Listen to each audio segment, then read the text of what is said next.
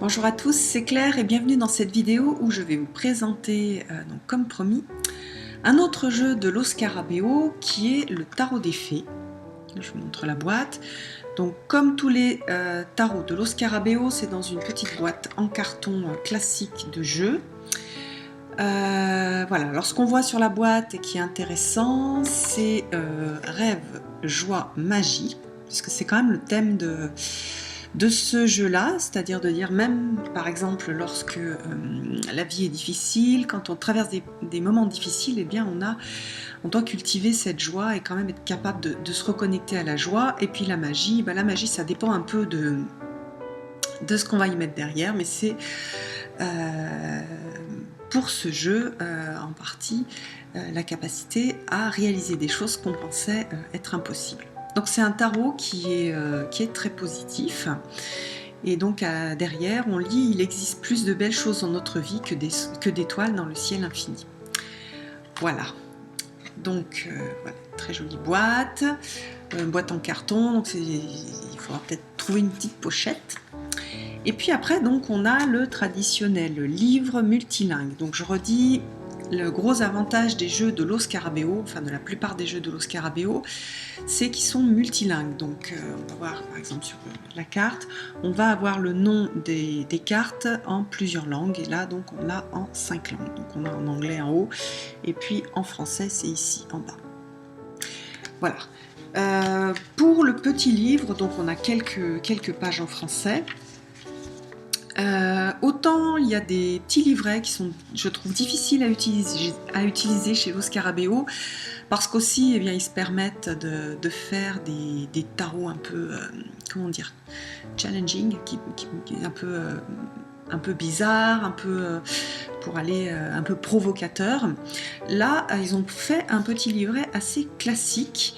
Et donc je trouve qu'il est facile à utiliser pour des débutants, pour faire des tirages. Parce qu'autant il y en a, on a une petite phrase un peu philosophique, donc c'est pas toujours vraiment évident quand on est débutant. Là on retrouve un peu les significations classiques avec des mots-clés. Donc par exemple, sur les arcanes majeures, pour le fou, on va retrouver liberté et confusion, incapacité à se concentrer, instinct sans raison, raison sans sentiment, intuition géniale. Donc là, on va être sur des significations classiques, bon, qu'ils ont choisi en fonction aussi du jeu, mais on ne s'éloigne pas du tout de la tradition du Rider-Waite, et puis pour les arcanes majeures du tarot de Marseille. Donc c'est super intéressant pour les débutants, il est vraiment bien ce jeu, et puis vous allez voir que les illustrations sont très jolies. Alors j'aime bien donner quand même le nom des artistes qui ont travaillé dessus. Donc là, l'artiste qui a travaillé dessus, c'est Mara Agem. Je vais vous montrer un petit peu les cartes, je m'arrêterai sur certaines pour vous montrer aussi qu'au niveau des symboles, on a plein de choses intéressantes. Donc par exemple là, on a le fou. On voit le fou avec des tas de clés, on a cette couronne de fou avec la serrure sur la tête. On a aussi la citrouille.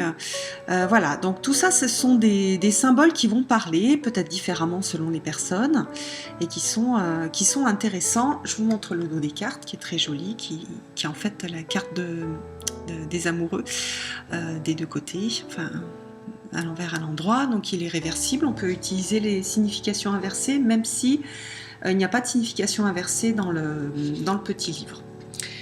Alors voilà le magicien, donc on voit un petit magicien avec des souris qui est en train de créer quelque chose au milieu. C'est une autre petite souris. Voilà, donc dans le tarot de Marseille on a commencé et choisir, là on a volonté, apprentissage, se confronter à la réalité, le début d'un chemin de croissance. Donc là on retrouve les significations en psychologie. Et puis donc on va avoir quelques petites variations. Donc, par exemple là, la grande prêtresse, ça va être la voyante. Donc c'est adapté au monde des fées. Donc là on retrouve le livre, on n'a pas le voile mais on a la porte avec l'accès au sacré. On a une carte très mignonne pour l'impératrice, hein, avec le côté prendre soin. Voilà. Et puis on retrouve un petit jardin dans une tour. Donc elle est pas responsable de la structure de la tour, mais elle a quand même ce côté protection et puis de protéger pour permettre de faire grandir. Voilà, on a ça dans cette carte-là. Voilà, je ne vais pas commenter toutes les cartes, sinon la vidéo va faire 20 heures. Puis c'est pas... comment dire, je vais vous montrer certaines choses intéressantes pour vous donner envie éventuellement de l'acheter. Et puis après, ça sera à vous d'aller les découvrir et puis de passer du temps avec. Pour le hiérophante, on a donc là le sage. On voit le sablier du temps, on a la force et la sagesse des dragons, on a l'apprentissage avec la liste qu'il est en train de lire ou d'écrire et de transmettre. Qu'est-ce que dit le petit livre?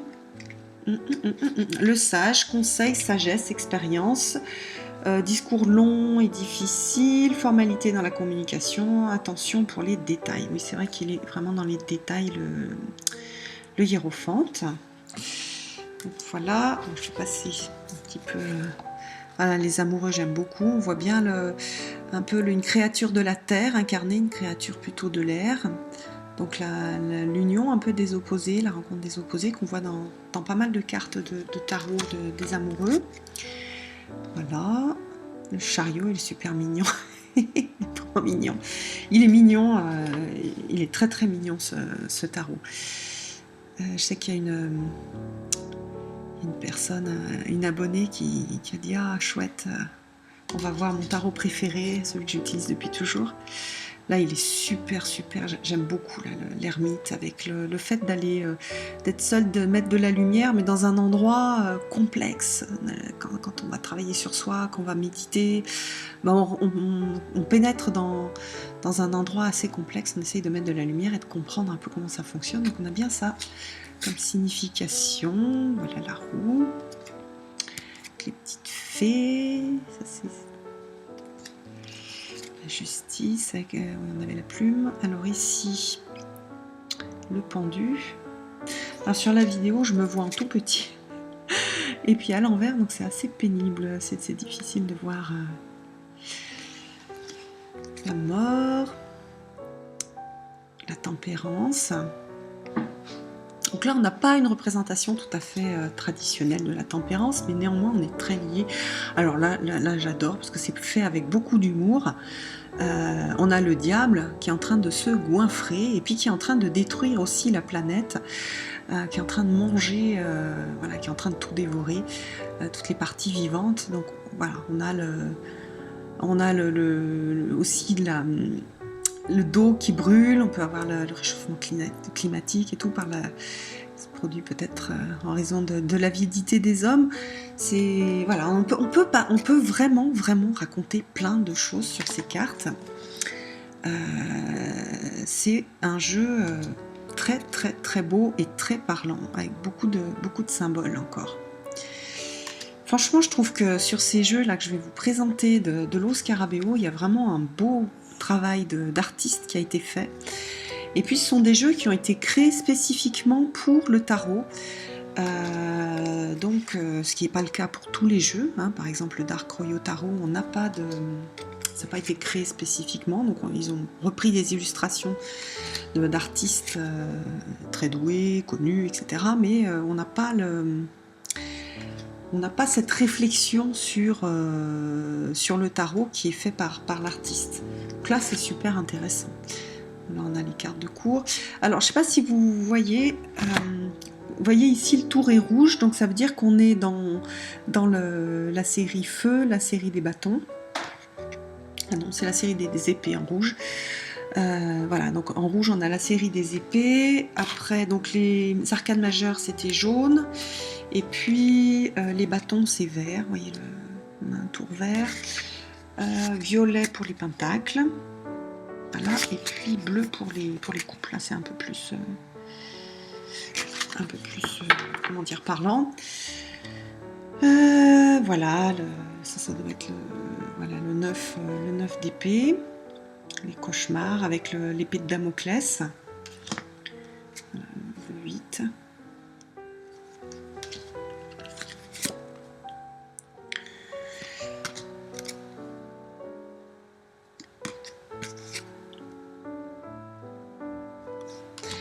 il y a des illustrations assez... Certaines sont très complexes, d'autres simples, avec peu de choses. Le 3 d'épée. Bon, alors là, au lieu de voir... Donc c'est aussi un tarot doux, hein, qui n'est pas du tout effrayant. Au lieu de voir un cœur transpercé par 3 épées, on voit une petite fée avec une épée tatouée sur le ventre. Je vais regarder, je vais vous dire un peu ce que donne l'interprétation sur le 3 d'épée. Le 3 d'épée, faute, remords, douleur, dépression, souffrance. Voilà, on a cette signification plus dans l'expression de la petite fée. Il y a un petit côté, parce qu'on a des personnages bleus, donc il y a un petit côté, comment il s'appelle le film de... Ah, zut, Avatar, un petit côté Avatar, quelque chose de très proche de la nature et en même temps un côté un peu mutin. Côté malicieux des fées, on retrouve le côté malicieux des fées. Là voilà, c'est un cavalier, donc on a la notion de mouvement avec cet oiseau. Je vous montre un oiseau.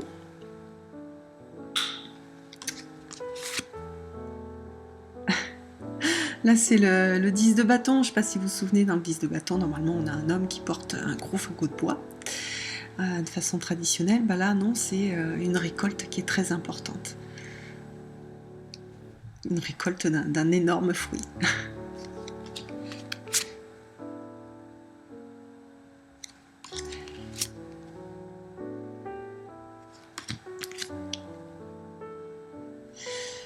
Le 7 de bâton, le fait de défendre. Là, on a vraiment une notion de défendre.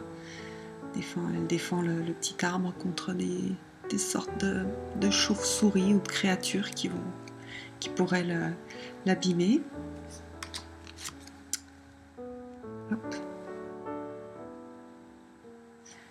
Le 6 de bâton. Ah, là, on a la victoire. Il revient victorieux. Je ne l'ai pas beaucoup utilisé, hein, ce jeu. Puis en plus, je vais le découper. Je vous le montrerai à l'occasion d'une vidéo une fois que je l'aurai découpé, parce que j'aime pas du tout la couleur des tours. Ça, c'est très très personnel. Je trouve qu'on met plus facilement... Enfin, on met bien...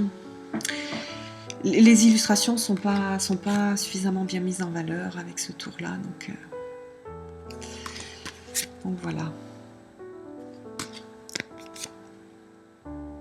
Le pentacle, c'est ce qu'il y a sur la boîte.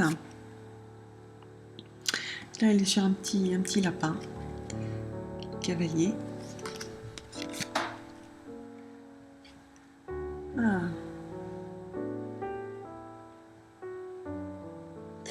Bon, ça faudrait réfléchir. Voilà, le 10. Le 10 de pentacle. Très joli. Donc si vous souhaitez un jeu plein de poésie, avec une énergie extrêmement positive, c'est certainement un des jeux de tarot que j'ai qui a le plus d'énergie positive. Donc il fait pas peur en fait lorsque vous allez faire des tirages. Même les cartes qui sont traditionnellement effrayantes sont très bien traitées au niveau du dessin. Moi, ce que j'aime bien aussi, c'est les couleurs. C'est vrai que j'aime beaucoup les couleurs. Il y a pas mal de violet, c'est ma couleur préférée. Il y a un peu de bleu.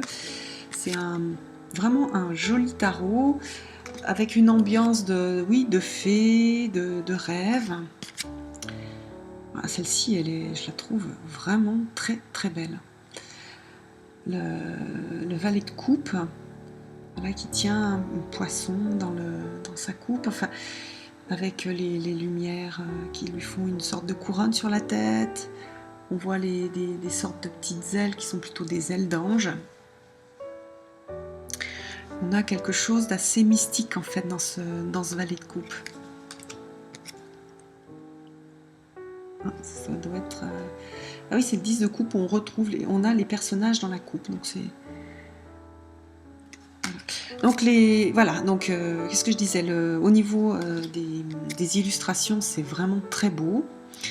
Le petit livret qui accompagne ce jeu est accessible aux débutants, donc je trouve ça super bien parce que ça permet d'avoir un joli jeu avec quelques mots-clés, et quand on débute, c'est pas mal d'avoir juste un petit livret avec quelques mots-clés. Après, vous allez apprendre plus, vous ferez des tirages plus complexes, où vous verrez d'autres significations pour les cartes, mais quand on commence, il ne faut pas se noyer dans les explications, et du coup j'aime beaucoup la façon dont c'est traité, et en plus on retrouve donc les significations classiques, donc ça permet de s'initier au tarot avec un joli tarot qui fait pas peur, d'avoir quelques mots-clés, donc d'apprendre petit à petit, et puis pour pouvoir après prendre des tarots plus complexes, et peut-être s'acheter un livre comme la Bible du tarot de Rachel Pollack, qui est très très bien faite,